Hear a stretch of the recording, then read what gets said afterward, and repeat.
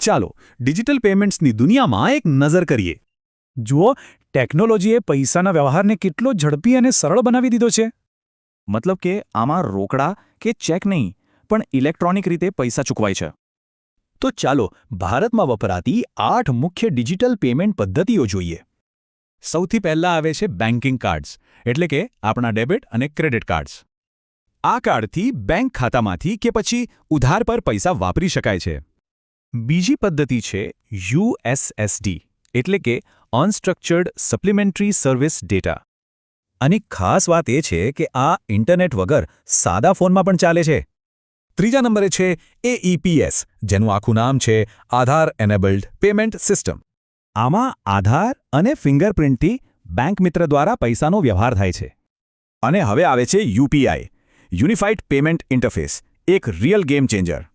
યુપીઆઈથી કોઈ પણ બેંક ખાતામાં 24 કલાક તરત જ પૈસા મોકલી શકાય છે. હવે વાત કરીએ મોબાઈલ વોલેટ્સની. આ તો જાણે ડિજિટલ પાકીટ જ છે. આમાં કાર્ડથી પૈસા ઉમેરીને ઝડપથી ઓનલાઈન પેમેન્ટ કરી શકાય છે. દુકાનોમાં કાર્ડથી પેમેન્ટ કરવા માટે જે મશીન વપરાય છે એ છે પોઝ ટર્મિનલ. આના 2 પ્રકાર છે, એક તો પેલું મશીન અને બીજું જે મોબાઈલ એપથી ચાલે. મોબાઈલ બેન્કિંગ એટલે બેંકની એપથી સીધા જ પૈસાના વ્યવહારો કરવા. આ એપથી સ્માર્ટફોન પર જ બેન્કિંગની લગભગ બધી જ સુવિધાઓ મળી જાય છે. અને છેલ્લી પદ્ધતિ છે ઇન્ટરનેટ બેન્કિંગ, એટલે કે આપણું નેટ બેન્કિંગ.